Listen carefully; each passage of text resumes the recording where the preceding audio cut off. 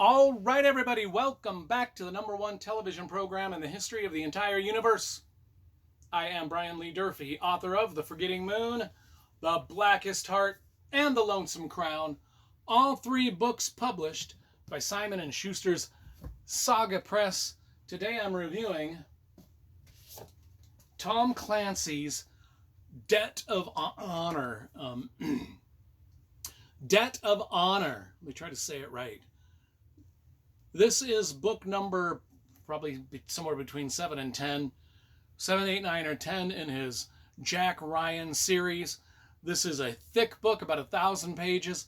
Came out in 1994. I've got the original hardcover and a paperback here because I love collecting different versions of my favorite books. Let's talk about the covers first because you know I love graphic design and cover illustration. This is big and bold. This is okay. It's got a picture of an aircraft carrier on it. Both of them have a photo of Tom Clancy on the back with his hat. It's not a MAGA hat. It says USS Iowa BB-61. Whatever that is. A ship of some kind. He doesn't mention it in the book. And Tom Clancy's known for mentioning a lot of stuff in his books. I mean, he is detailed. The reason his books are all 1,000 pages or more is because he is known for going into detail on every bit of military equipment or machinery or vehicle that is even mentioned in his books. That's partly why I love his books. I love learning about that stuff. In fact, the opening of this novel takes place on a golf course. And we get about 2 pages of the physics of how golf clubs and golf balls react to each other in a game of golf. It's fascinating stuff. And then some other things that we learn about. We learn about, we learn a lot about how in the 80s, the nuclear weapons sort of agreement that the U.S. came up with Russia. Because Russia had so many nukes they could blow up the world 1 billion times. We had so many nukes we could blow up the world, 10 billion times. And we came out a treaty with Russia that said we're going to just destroy most of our nukes. And he goes into a lot of detail on how nuclear bombs are disposed of. And the way that the Russians were doing it were kind of cavalier and half-assed and, whatever.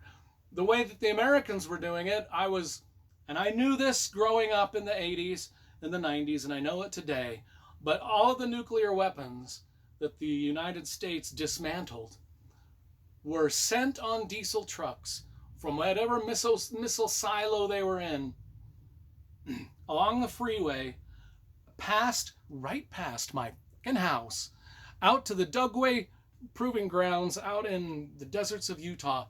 And once it got out there,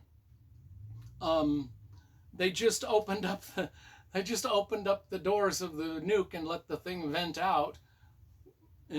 Just vent it out into the whatever. That's why they took it clear out to the desert. What's alarming, though, is they were driving these things. My house is pretty close to the freeway. They were driving these things. Nuclear fucking bombs were being driven daily past my house on the back of diesel trucks. You wouldn't have known it. I mean, they were camouflaged. You didn't know which diesel truck it was. But that being said, what if they would have crashed?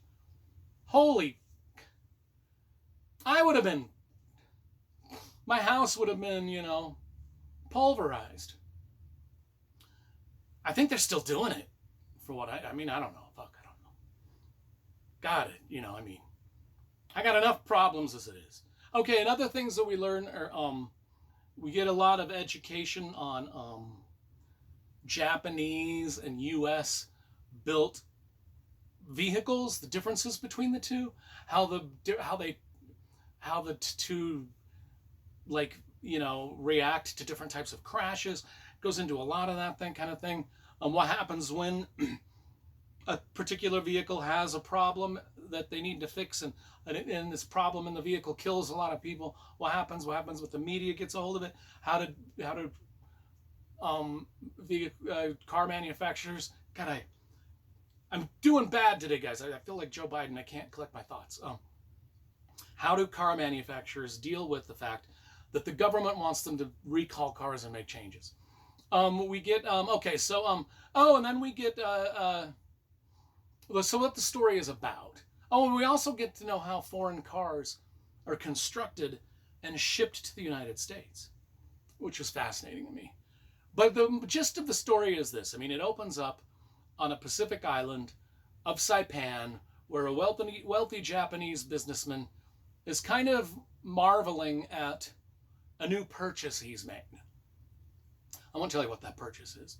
And then we jump to a scene in the Indian Ocean off the coast of Sri Lanka where a foreign navy, and I won't mention which navy it is conducting some unusual and deadly tests out in the ocean.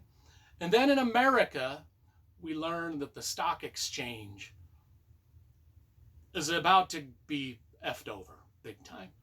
And these three things combined could end the world. And so Jack Ryan, our hero of all the Tom Clancy books, Jack Ryan, hero of Hunt for Red October, Patriot Games, Cardinal of the Kremlin, all of them, he comes out of retirement to become the national security advisor for the president, and he brings along his CIA officer friends, Clark and Chavez, who have been through all these adventures with him in previous books, and together they all must, of course, save the world from what these things are happening. And one of the things about this book, Debt of Honor, it has the most shocking ending of any Tom Clancy book. And you'll say, well, how can it be more shocking than, what was the one where the nuclear, spoiler alert for one of Tom Clancy's novels, a nuclear bomb goes off at the Super Bowl at the end of one of his books. This one's more shocking than that. In fact, this ending of this book was so shocking that it just ends on this cliffhanger where, and I can't really tell you what it is, but Tom Clancy himself, years and years later after 9/11 happened, he said, I wish I would have never written that ending to the book, because I won't tell you why he did, because that would be the spoiler of.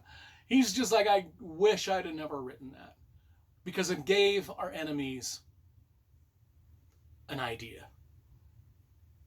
That's all I'll say. And anyway, this is a fantastic book. This is a 10 out of 10 thriller, 1,000 pages. I drank in every word of it. I read it over this weekend, 3 days I think it took me, but I zoomed through the 1,000 pages. It's just a brilliant, brilliant, brilliant book. And it's this prequel.